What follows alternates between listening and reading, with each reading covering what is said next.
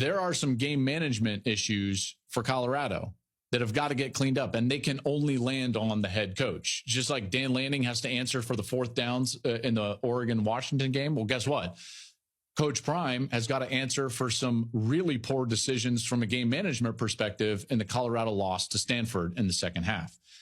Number one, let's just talk like undisciplined play. They had 17 penalties, 17. Some of them egregious. Like, hey, guys, stop punching the other team after the whistle. That doesn't take any talent, none whatsoever. It doesn't take any effort. All it takes is, being halfway smart. So the undisciplined play is now just not a problem in that game. It's been a problem in every game. Colorado now averages double-digit penalties per game, and they are the most penalized team in the nation. So, that's a problem.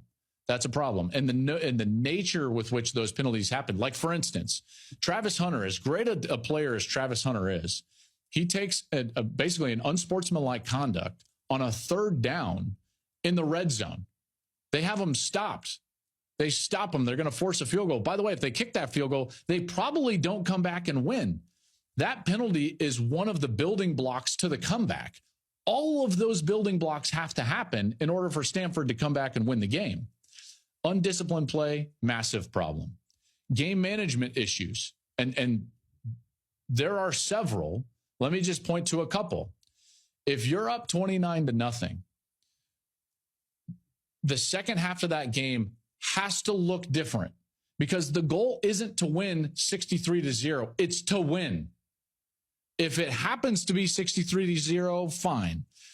But the goal can't be to win 63-0. The goal is to win the game. And the bottom line for Colorado is that they have a very high ceiling at moments and a really low floor. So you've got to manage the floor. Okay, you've got to manage your weak links. If you know that there are weak links out there and there's a possibility for big touchdowns, guess what you got to do? Shorten the game in the second half. So you do that by playing a little bit slower, maybe not as many passes, which leads to a lack of run game, which I'll get to in a moment. But it also means that you've got to force them to drive the length of the field almost every time they touch the ball. Because, again, it's just a function of time. The worst thing that you can do up 29-0 is give a team hope. How do you give them hope? You create a short field.